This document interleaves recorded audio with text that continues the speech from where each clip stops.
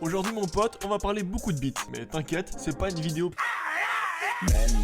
Peggy 18. Est-ce que ça te dit pas plutôt de devenir riche et célèbre en faisant un truc extrêmement cool? T'inquiète, je vais pas essayer de te vendre une formation à 500 balles pour t'apprendre à faire un maximum de thunes calé dans une villa louée avec un RSA. Bon, je vais vous révéler le secret puissant que le système éducatif ne nous a jamais révélé pour obtenir ce que vous voulez dans la vie. Ici dans ma villa à Hollywood. Non, aujourd'hui on va parler de mec qui a 13 ans, au lieu de jouer à Fortnite en rentrant de l'école, il passait avec la moyenne. Chaque année, on est ensemble, t'inquiète. Moi c'était Call of. Non, lui passait des heures sur son logiciel, se préparant à devenir le beatmaker le plus coté du monde dans quelques années. T'as compris, on va parler des stars de l'ombre sans qui les trajets en bus ou en métro paraîtraient beaucoup plus longs. On va analyser deux types de beatmakers assez différents, et ensuite on essaiera de voir comment on peut générer de la passion grâce à ça, et qu'il n'y a pas besoin d'être américain pour aspirer à percer fort dans ce milieu. On parlera aussi de la montée en puissance depuis quelques années des beatmakers présents dans les clips et dans les feats, et voir si ça pourrait plus tard faire disparaître le rap-jeu tel qu'on le connaît actuellement. Viens me suivre sur Instagram, TyonOKC, c'est super important parce que quand je poste pas de vidéo, c'est vraiment là où je suis plus actif. Ah ouais, et pour ceux qui restent jusqu'à la fin, j'ai un petit truc pour vous, on en reparlera après et ça risque de se passer sur Instagram, donc voilà, je dis ça, tu fais ce que tu veux. Maintenant que c'est dit, lance déjà le téléchargement de FL Studio et de Pro Tools, car après cette vidéo, il y a de grandes chances que tu aies envie de devenir le prochain Metro Boomin.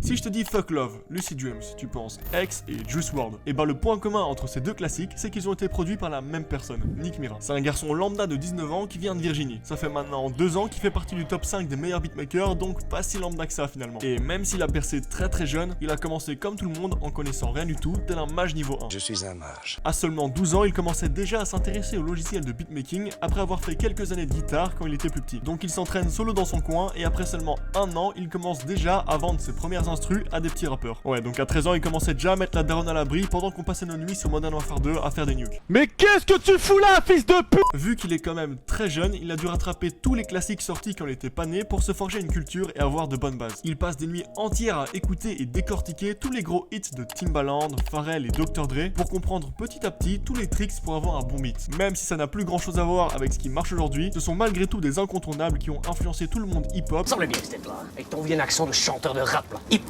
Et qui ont posé les fondements du rap actuel. Attention, je dis pas que sans ces connaissances, tu peux pas percer, il y a toujours moyen de toute façon. Mais en comprenant ce qui marchait avant, tu risques de mieux comprendre ce qui marche maintenant et ce qui marchera plus tard. En 2017, une certaine personne tomba par hasard sur son site et acheta directement une de ses prods. Cette personne invita ensuite un certain Trippie Redd à faire un feat sur ce tout nouveau bijou qu'il venait d'acquérir. 2017, Trippie Redd et feat, là normalement tu l'as ce mystérieux acheteur. Bon après je dois t'avouer que Nick Mira c'est un peu le roi du sample. Il a pas composé de A à Z cet instru, plutôt de X à Z on va dire. Pour ça il s'est inspiré de ce morceau. I remember seeing you from a distance. That's when I realized you had nothing missing. Ouais, c'est très ressemblant. Mais on va pas lui en vouloir, le son original était sévèrement claqué quand même. Claqué au sol. Et puis imagine un monde sans Fuck Love. Comment tu ferais les nuits de déprime nostalgique seul dans ta chambre, hein? Donc même si c'est un très gros sample, ça reste un 10 sur 10, ça bouge pas. Si ça t'intéresse et que tu veux en apprendre un peu plus, sur la chaîne Internet Money, il crée même des beats en live à partir de rien en 10 minutes. Et même si je capte pas tout ce qu'il fait niveau technique, maintenant que j'ai un peu passé du temps à regarder ses vidéos, je comprends mieux la structure d'une mélodie par exemple. Tu remarques aussi plein de petits détails sur lesquels le son serait vraiment pas pareil, voire nul. Et en quelque sorte, je trouve que ça ressemble vraiment pas mal à la création d'une vidéo YouTube à ce niveau. Plein de détails que personne ne remarque, mais s'il n'était pas là, il manquerait clairement quelque chose, et ça, tout le monde s'en apercevrait. Ouais, c'est un peu ingrat, mais c'est comme ça. Nick Mira fait partie de cette catégorie de beatmakers qui aiment rester dans l'ombre. La fame, c'est pas trop son truc. Jusque très récemment d'ailleurs, personne ne connaissait vraiment son visage. Et cette mentalité, c'est totalement l'opposé du deuxième type de beatmaker dont on va parler maintenant. I was staring at the sky.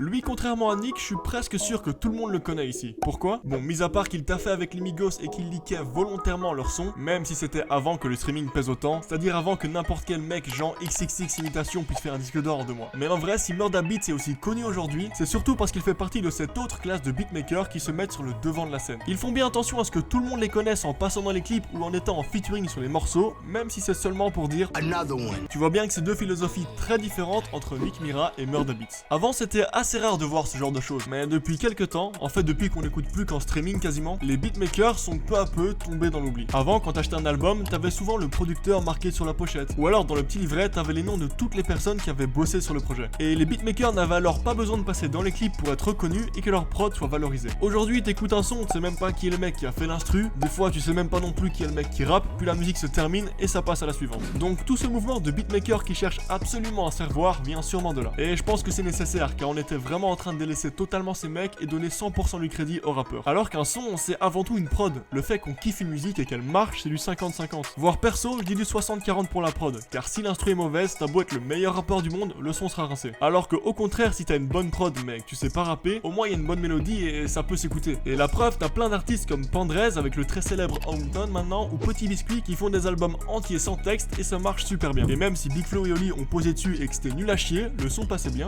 grâce au talent de Petit Biscuit. Donc je pense que c'est pour ça qu'on a de plus en plus de mecs comme Marda Beats ou Metro Boomin, c'est pour redonner la place que les beatmakers méritent. Mais maintenant, vu que beaucoup d'entre eux prennent des rappeurs pour feat sur leur production, dans quelques années, si ça continue comme ça, est-ce que les réels représentants du rap game pourraient non plus être les rappeurs, mais les beatmakers? Et je pense que c'est pas une question si débile que ça quand tu vois la popularité que certains commencent à avoir en ce moment. En vrai, s'ils décident tous à ce que ce soit non plus le rappeur sur une prod, mais l'instru qui devient l'élément phare du morceau, et ben ça pourrait vraiment retourner le game entièrement. On verra bien à l'avenir comment ils arrivent à gérer ça. En France, c'est encore assez rare. Je dirais les prémices, c'est Fianso qui essaie de les mettre un peu en avant avec Rentre dans le cercle et Ocam TV avec leur émission Focus Beatmaker. Mais ça reste encore assez léger. Du coup, malgré tout, c'est difficile de se faire connaître en tant que beatmaker car on est vite noyé par la masse de monde qu'il y a aujourd'hui. Alors, comment faire pour espérer percer là-dedans? Eh bien, ça tombe bien, c'est maintenant qu'on en parle.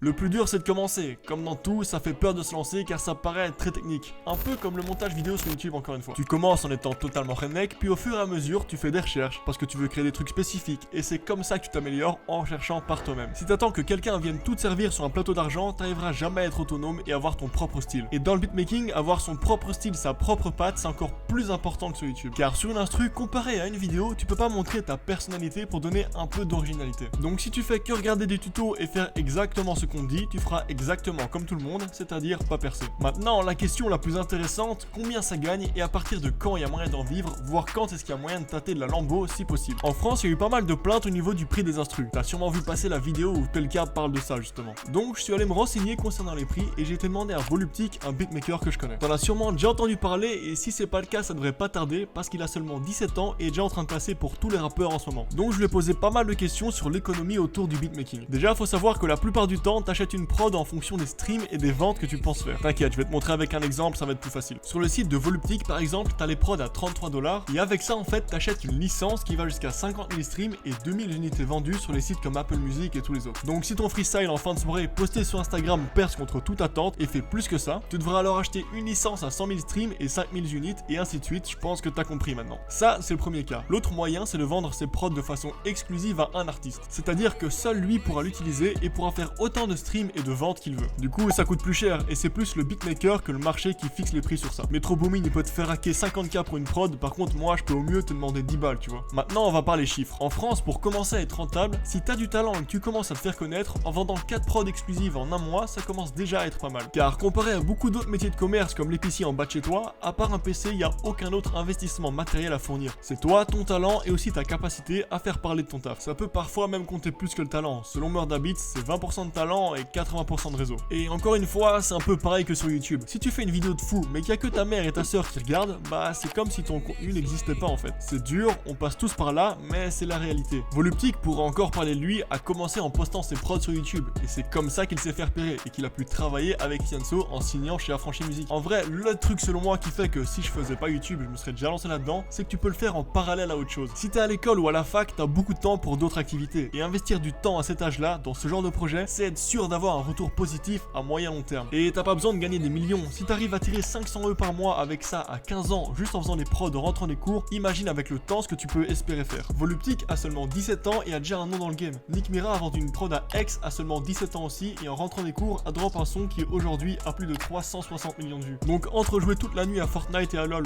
ou investir du temps dans un projet comme ça au long terme, investir en toi littéralement, si j'avais su ça à l'époque, le choix aurait été vite fait. D'ailleurs j'avais dit que j'avais une petite surprise pour ceux qui restaient jusqu'à à la fin, donc je t'en parle déjà. C'est pas grand chose, mais simplement, si t'as un projet qui tient à cœur, genre le beatmaking, et que tu forces depuis pas mal de temps, c'est-à-dire que t'as pas commencé la semaine dernière quoi, mais que tout ce qui te manque c'est de la visibilité, n'hésite pas à m'envoyer ce que tu fais en DM sur Insta, et si j'accroche et que j'aime bien, j'essaierai de t'aider avec ce que j'ai, c'est-à-dire ma chaîne YouTube et mon Instagram. Sur Insta, c'est vraiment le plus facile et le plus spontané, donc plus on sera nombreux là-bas, plus il y aura moyen de faire du truc cool. Si je peux te donner un seul conseil avec cette vidéo, c'est lance-toi dans un projet dès que tu le sens. N'aie pas peur de la difficulté et n'attends pas que ça soit parfait pour commencer. C'est le meilleur moyen pour se restreindre et au final ne rien faire du tout et peut-être passer à côté de quelque chose de grand. J'espère vraiment avec cette vidéo en avoir motivé au moins un d'entre vous à commencer un projet qu'il hésitait à faire. D'ailleurs, je t'ai mis les liens de FL Studio et de Pro Tools en description si tu veux te lancer. N'oublie pas de me rejoindre sur Instagram, TyonOKC, like la vidéo si t'as aimé bien sûr, abonne-toi, active la cloche pour être au courant quand je sors une vidéo. C'est encore plus important maintenant que le rythme des vidéos est devenu un peu aléatoire on va dire. Allez, moi je te laisse là, c'était Tyon, à la prochaine.